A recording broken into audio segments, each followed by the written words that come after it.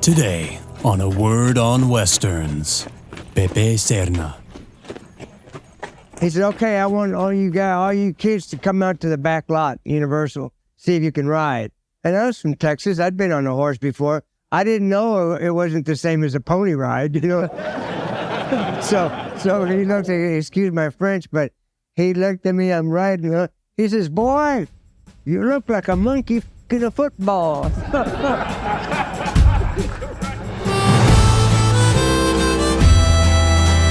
Welcome to A Word on Westerns, where we talk to the greatest Western creators of yesterday, today, and tomorrow.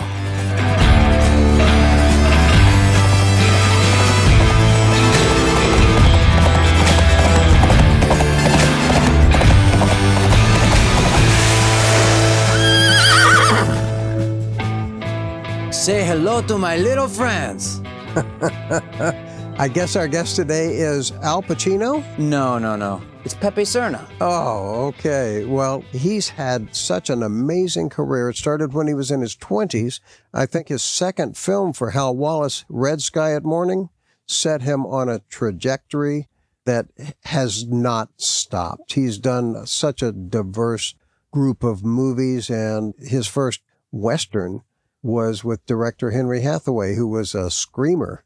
But Hal Wallace produced that, and we're going to hear from Pepe why he got that part in Shootout, the Gregory Peck Western.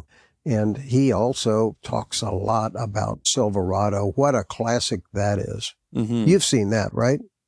You know? Oh, have I seen that? My young son. Oh, you've got to watch more Westerns, pal. Well, I've seen him in The Jerk. Okay. And Scarface. Yeah. You know, if you didn't sit me down and put the Western on in front of me as a kid, which you did quite frequently, I probably didn't see it. So Silverado, we're going to have to make a movie night of it. We will. And I used to drag you and your friends to the theaters to see things on the big screen, too, like the Leone trilogy. Yeah, I still remember seeing The Good, the Bad, and the Ugly at the Egyptian Theater in Hollywood. And that was the first time I'd seen the film. And I'm really glad that you had made me wait to see it that way, because I had been asking him to see it, you know, at home on a DVD. And I remember you saying, you know, it's too violent. And then it coincided with me being the right age and it you playing were 5, in the theater. right? Yeah, probably. Well, because, you know, you were doing these paintings, and it's the eye close-ups, and it's so cool. And as a 5-year-old, you're like, who's the squinting mean guy in that poster? And we're listening to the Ennio Morricone music all through the house, too. Yeah. You're one lucky it. kid. You're a lucky boy. Yeah. And you were lucky, and I'm lucky, too, that you were running camera when we had Pepe Serna join us for this interview. And he was dressed to the nines. He's so colorful, not just in his attire, but in his artwork, which has gained a lot of appreciation due to this documentary about Pepe and his artwork. His pal, longtime friend, Edward James Olmos, bought some of his early paintings, and I think that has helped him. But what an interesting, hard-working guy he is. Yeah, the documentary is called Pepe Serna, Life is Art, yes, which is a great is. title. Mm-hmm. Really great title. And Edward James Olmos spoke at my graduation. I remember that. Yeah, and he went for like 80 minutes in what could have been a 15-minute blog. We should have been recording that. There's We another really show should've. we could have had right there. That's long before we started doing A Word on Westerns, though. Not before we started filming at the Autry. But Yeah, long before any episode lasted more than 2.5 minutes. You used to skip school to work as a production assistant. Yeah. Well, it was... You learned a lot, though. I really did. And now I get to teach you. Okay, yes, you do. And so with Pepe, he joined us at the Autry, again, with a nice audience, too, responsive. I do miss that live element of the shows. But, you know, Eddie almost came to one of our early recording sessions at the Autry when his friend Rupert Hitzig, who had produced Wolfen with Eddie almost as the lead a long time ago. I'd love to interview him because the film that we talked about with Tom Bauer was the Ballad of Gregorio, Cortez, loaded with so many great character actors, of which Pepe is in it, and Eddie, and Barry Corbin, and Tim Scott, and Alan Vent. Boy, that's a good film. It's crazy. He doesn't have notes here, and he knows these movies, people. Well, that's a movie that's unforgettable, and we talk about it with Pepe, too, which is great. And, well, let's get into the interview now, because I know people are anxious to hear what he's got to say about his in-depth, long career.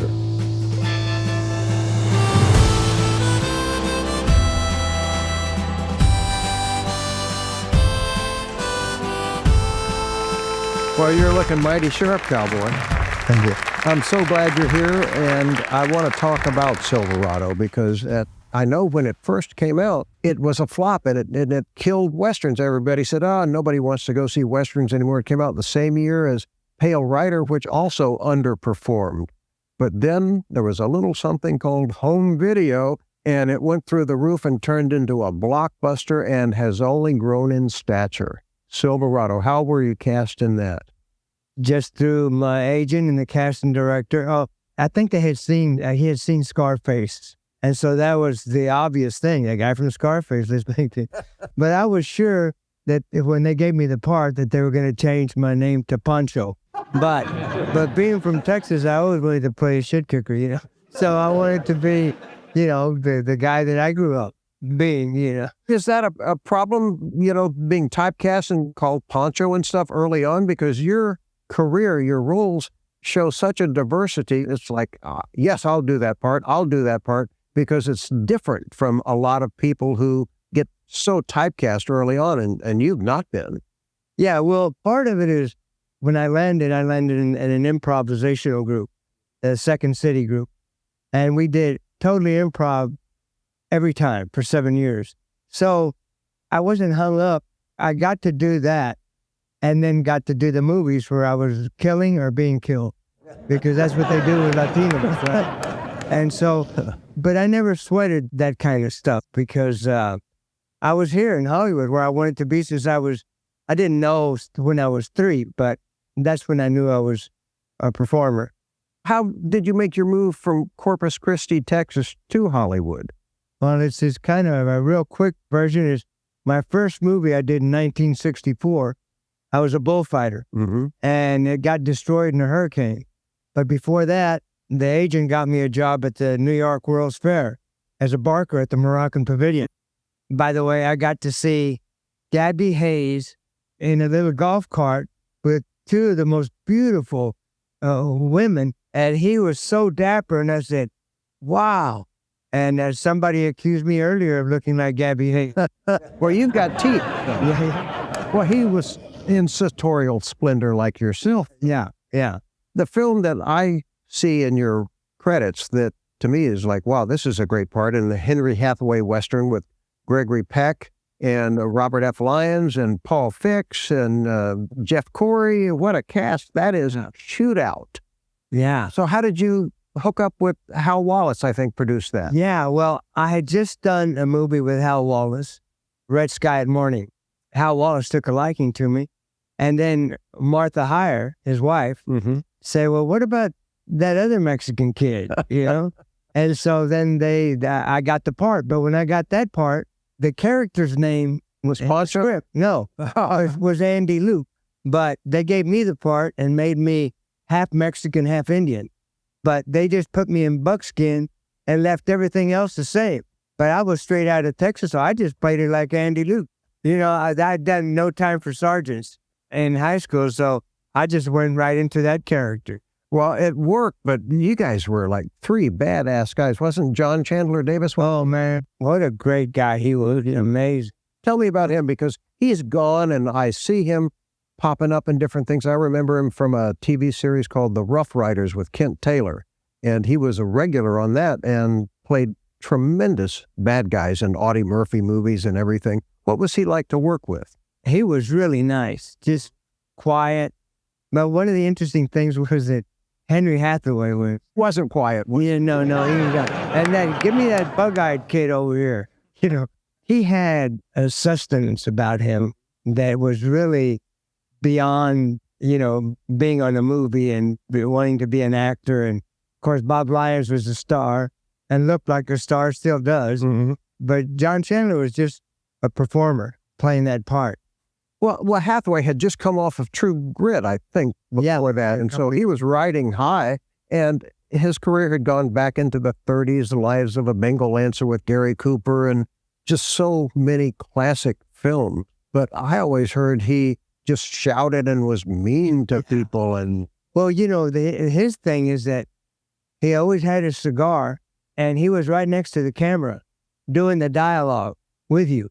And if you weren't in lip sync, then you had to do it over. Oh, cool. That's the famous story of Dennis Hopper having to do the 52 takes. And From Hell to Texas. Yeah, but Henry Hathaway is also the guy who brought him back For True Grit. But was he nice to you? Oh, yeah. He says he was kind of upset because we went from New Mexico because it snowed early. And so we went to Bishop and we were filming. And there was only 2 outfits for me. So he wanted to hose me down. And no, he wanted to put the oil on so it looked like I was wet. But the wardrobe designer said, Pepe, I only have 2 outfits. Would you mind if just getting wet and staying wet? And I said, sure. What was the temperature there? It was December, so it was cold. But so he said, he looked at me and says, are you going to shiver, boy? I said, no, Mexicans don't shiver. And so I didn't either. I laid in that pool of water, just knowing how lucky I was to be in Hollywood making a Western. What was Gregory Peck like? He was the best. He rode up on his horse at lunch one day, and my wife had on her a leather jacket she had made. And he rode up and he says, I love your jacket. And we're looking around to see who he's talking to. He says, I want one for my wife. And I said, well, we have 5 of them that we're working on up here. He says, we'll come to dinner tonight to the condo and show them to Veronique, to his wife. So we took them, and he said, they're great, but I want one exactly like Diane's. So then he invited us over to his house, and to try to shorten the story, he was having a dinner party, but he stayed with us for another hour. And his daughter kept coming out, but he stayed with us for an hour telling me about the story of his great uncle from 1906 who was a poet in Ireland and who had died in a prison. If he was really nice, he would have said, bring these jackets in here. We're going to sell them to the group that's waiting. Yeah. I'll buy one for everybody. Well, I'd love to see that jacket or photos of it. Did you take any candid photos during the shoot? I didn't know about that then, Not till I got Luis Reyes as my publicist that he made me understand what pictures meant for the future. Well, we should do a selfie then before you go. Oh, let's do. All right. But, you're just in your sartorial splendor and, I just feel left out. But and these boots, can we get a close-up of these boots right here, too? These were made for me in Houston, Texas. I do a lot of motivational work with kids, and I did an event for these schools, and they said, hey, we'll make you a pair of boots, and they did. So, well, you do a lot of charity and motivational work, too. When did you start doing that? Since forever. I was the original poster boy for the Boys Club in Corpus Christi, Texas in 1957. And Jane Mansfield came with Mickey. No wonder you went to Hollywood. Yeah, that's that. Yeah, so anyway, it was from my first movie in Corpus, then I went to the World's Fair, and then I went into the Marines for 6 months. Mm-hmm. And the Marines was another, I said, it's going to be, I was just a reserve. So I knew I thought I was going to be out in 6 months, and I was. But I said, my drill instructors are my directors. I'm going to make a movie. I was pretending to be making a movie the whole time, so I had the time of my life. What a fascinating idea, or way to get through that, too. Yeah, I've always had that. It's a good thing. It was authenticated that it's better to have a low IQ than a high IQ. So it was, I just been on this blissful trip since I started. I never heard that about anybody approaching it like that, but that's brilliant. So you're not so stupid after all. No. 198 IQ. Wait a minute. No, I just wrote that down. I didn't just... Silverado. Let's get back to that because that has grown in stature and a breakthrough part for Kevin Costner because Lawrence Kasdan, who wrote and directed that, Kevin was in The Big Chill as the dead person they all gather to pay tribute to, and he cut all of his scenes out of the movie, so he felt so bad about it that he gave him this flashy showcase of a role, and he really was twirling his guns, and it was just so odd, upside down, hanging from stuff. Yeah. Riding bareback. He's a good hand. Yeah. What was he like at that time? He was good, and we had worked at the movie with Kevin Reynolds with, they're driving across Texas from Austin. And it was Kevin Reynolds' first film as a director. And you worked on that? Yeah, I was worked at a gas station, and they came in with their car. I knew Kevin, and I had met him on Car Wash when he was still in school wanting to be an actor. It was great because we got to watch dailies every night with popcorn and beer. And they seemed to have had a great time on that. You know, Scott Glenn and Kevin Kline and Brian Dennehy was wonderful in that. Everybody had this little bit of energy in it, and there you are as a bad guy. Walter Scott was one of the bad guys with you, and Bob Terhune, and Jeff Goldblum. What a magnificent cast. At the time when it came out, I was a little disappointed, but I watched it again the other night, and I've seen it several times since then. And Jimmy Gammon, giving away our best hideout? Are you crazy? I mean, there's so many wonderful scenes in that. he's the best. And Kevin ends up shooting you. Yeah, because I stole his gun. Yeah. Yeah, it was just great to be on a Western and getting to, it's always great. Westerns are the best. Most of us grow up being, I don't care if you're from New York, you want to be a cowboy. Yeah. Well, those of us from a certain era did anyway. We grew up watching them, and it does seem like they're back. You also did a Kung Fu with David Carradine. Yeah. I liked those too. Yeah, that was great. And when I got home, when I finished the Kung Fu, before I just flashed on me, I was on a horse, and the horse just took off. And I'm not the greatest horseman, so the horse is going, and the director, I almost ran the director down, and he looked at me as I passed by him, and he just looked at me like, oh, you know. But another good about horses, with Henry Hathaway, he said, okay, I want all you kids to come out to the back lot, Universal, see if you can ride. And I was from Texas. I'd been on a horse before. I didn't know it wasn't the same as a pony ride.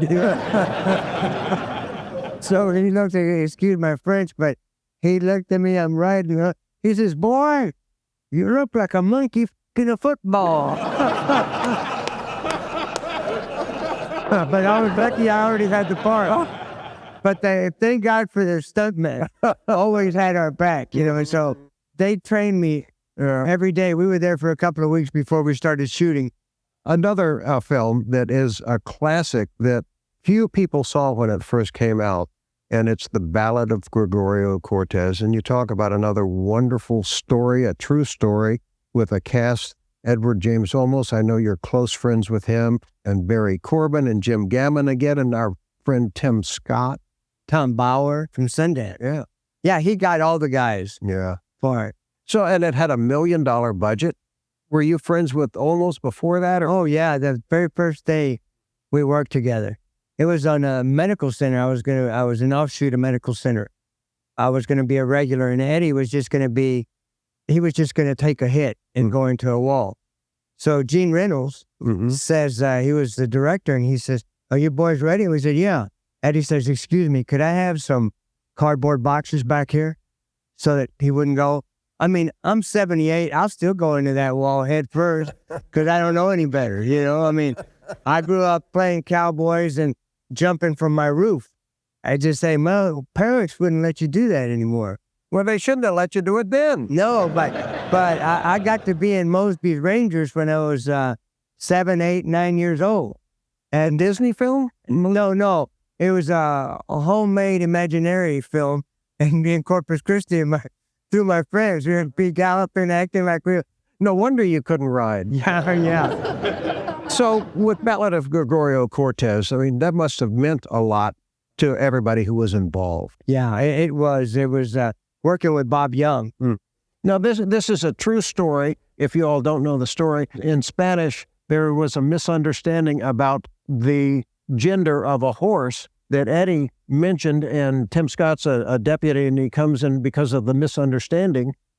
Pepe gets shot and killed and almost is on the run, and it's a true story where he outran this posse for weeks. Yeah. And it's really a nice film, and because of the low budget, I think everybody was just right there. Oh, and it was Sharavia Lobos shot it. And the one scene, if you ever get to see it, is Eddie can ride. He had a horse growing up in East L.A., go figure. But No pony rides for him. no. And he was the real deal. I couldn't believe it watching him. In that one scene where he takes a horse down to put the bridle back on, but it's like a dog. He turns it over on its side, and then Arabia Lobos, the cinematographer, said, "Bob, get the other camera." And so they had two cameras on it, just one shot. And it was just beautiful. He did something in that I'd never seen in a film. I go, this is so smart. Where he unsaddles his horse real quick, puts the saddle blanket over the barbed wire fence and jumps the horse and takes it, and they go, we can't go through here, you know? Yeah. Just a wonderful movie, and yeah, it's heartbreaking. That brought the Texas Rangers back. They were on their way down, and because of all the publicity for that event, it was like 10, 11 days chase to the border following Gregorio Cortez. Well, you mentioned Ronaldo Villalobos, who shot that, and he ended up shooting Conagher. Yeah. That Sam Elliott and Catherine wrote and produced together, but Bob Totten was the original director on that. What happened? I don't know. I only knew that Ray invited me to be in it. And, you know, agents are just fabulous because they never want you to do anything, you know, because they're never paying enough money. Yeah. And lucky for me, I never cared about that. That's a classic. Yeah, because I had a wife already, 54 years now, that kept every penny. So I could do anything. I didn't care about billing or money. That's because you're selling a lot of those leather jackets. Yeah, so.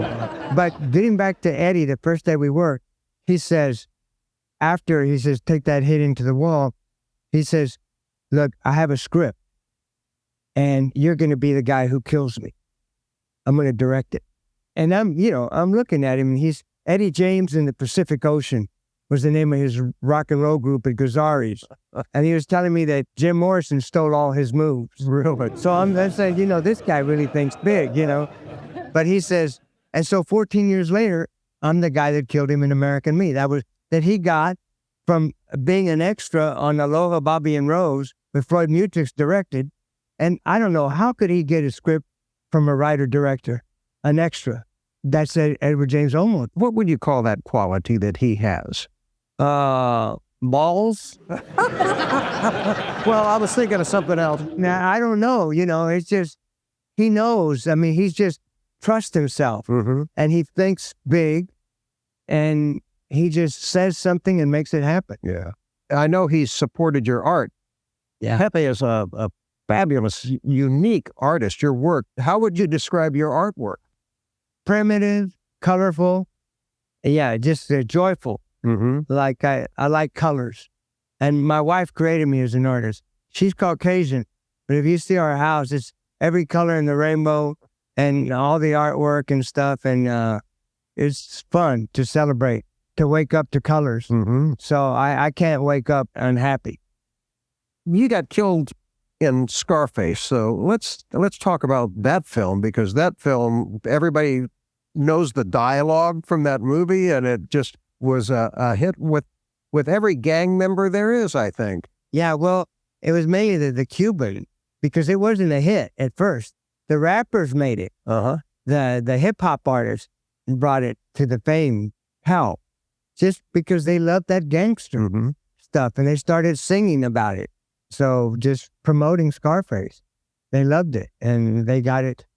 Because of the early days of film where you'd have Jeff Chandler as Cochise and Rita Moreno as some Indian maiden, and you've got Al Pacino, an Italian, as a Cuban. What is your feeling about that sort of thing?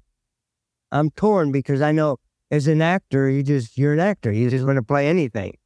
But for Latinos, we haven't had the chance We still haven't. I mean, I feel like it's almost criminal that they haven't done more. There's a lot more happening now. Mm-hmm. But I don't know. I don't understand why there's so many wonderful stories of the people from all over the world, and especially from Latin America and south of the border.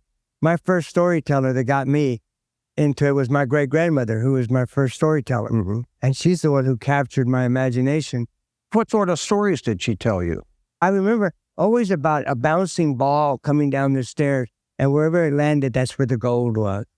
And then, the horror, the scary parts of that. But she just would make them up. She was 98 when she died, and she smoked since she was 7. She was a great character. You did a film where you could have been from anywhere, except it was the man from Reno. Yeah. That's a nice little movie. I just watched that the other day. It's half Japanese, half English. And the star, Ayako Fujitani, is Steven Seagal's Japanese daughter. Mm-hmm. And She's very good. And she is excellent. And she's a great writer, too. The way it's shot, it's so beautiful and so surprising. The different angles and positions where the camera is, it just is so involving. Your character, it's a mystery. The first movie I made with him, I had done 2 movies with him, but after the first movie, he says, I'm going to write a lead for you. And about 7 years later, he came with a script where I got to play a sheriff. Yeah. In Northern California. And yeah, I'm Mexican-American, but that's just because I'm Mexican-American, not, I don't think if you're up here looking at me, you're not thinking, oh, that's Jose, that's the Mexican-American. I was born at the Corpus Christi Naval Base. So I was 100% American, and I was 100% Mexican-American. What did your mom and dad do? My dad actually got Exxon oil to where it is today. I hope you've still got some stock. No, he didn't get nothing. He was a Mexican worker. Oh. So no, this is true. He was the first Latino landman in Corpus Christi for Humble Oil Company. It was Humble Oil before it became Exxon. So he did all the land leases for all the people who own ranches throughout South Texas for the company. But my dad never cared about, how about me? Or the other guy, Sanchez, that was from Laredo like he was, ICB Beck, he did it for himself, said, those 100 acres are for you, but these 10 are for me. They said, you're nuts. Okay, you don't get these 100 acres. Pretty soon they started turning around and saying, okay, we'll give you the 10 acres. Mm-hmm. And he became selling it, but my dad never had that in him. So I think that's partially why I was always happy with my lot in life, that I'm doing what I love to do and not feeling that because I'm Latino, I haven't worked enough. I want it more for the future, and I want the stories that I know, the stories. I mean, isn't it kind of ridiculous that the greatest civilization in the Americas, you really haven't seen any stories of the Aztecs or the Inca or the Maya, the Toltecs? I created a one-man show to educate the kids about it. What was that called? It's called El Ruco Chuco Cholo Pachuco. I'll never remember. But no, it's a Zoot Suiter, but I go all the way back to the first Chicano born after the Ice Age. Was that videotaped? Can we? Yeah, I did it. No, so they change outfits all during the thing? Yeah, cool. Change, and it's mostly in verse.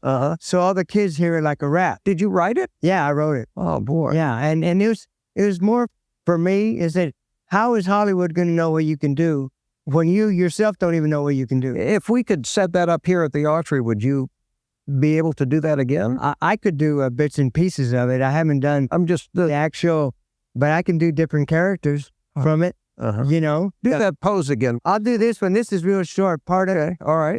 Kapataya yippee kapataya. My name is Bubba Joe Jr. Sanchez, and I am a rootin' tootin' straight shooting son of a gun. I am a triple threat icon. I am a Tex icon, Mex icon, Amer icon. It's the Mexican millionaire's millennium. I am rich, and I want to help get you all out of the poorhouse. Rich people, we say, I made it happen.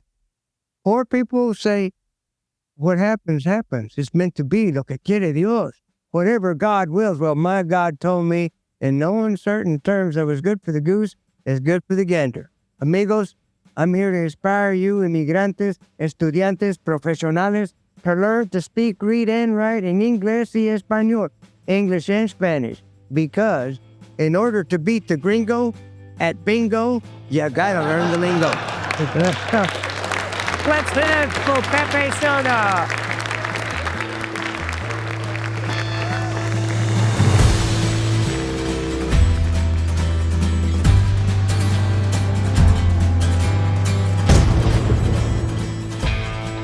Well, that was a delight to talk to Pepe. It was, and it makes me want to see a lot of these films again, and I know you need to see Silverado. Yes, sir. Yeah, I need to see Silverado, and I need to rewatch The Jerk because it never gets old. No, and that's a brilliant film, too. Carl Reiner and Steve Martin, what a wonderful team. You know, it takes a good director finding the right leading man, just like John Ford found John Wayne and Bud Bedecker found Randolph Scott, or maybe Randolph Scott actually found Bud Bedecker. Mm-hmm. But those things work. And, Brian De Palma, he has nobody that he works with all the time. Well, for this generation, look at Wes Anderson and his company of actors that he keeps bringing back for his dollhouse extravaganzas. Well, it's a stock company, and most directors like to work with people they know who can stand and deliver.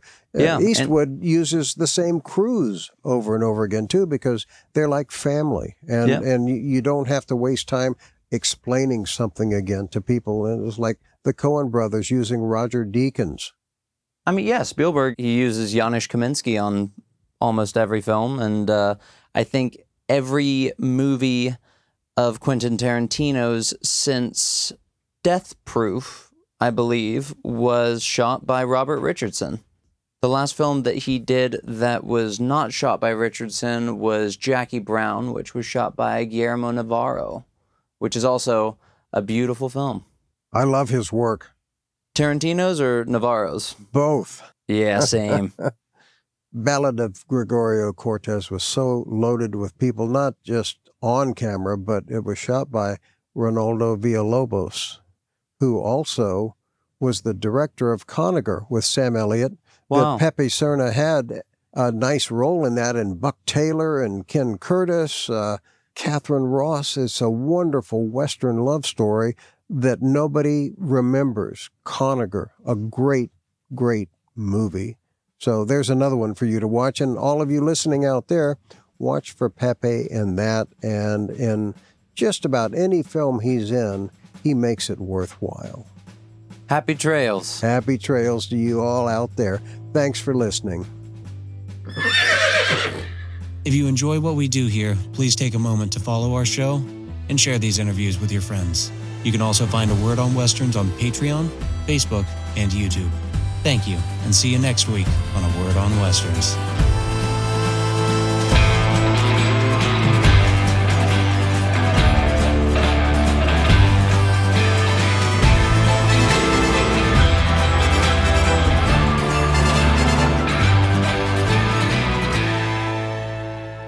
Westerns is produced and hosted by Rob and RJ Word, and produced by Caroline Parker Stark. Edited by Alex Lockett and Boar and Ebor Dro.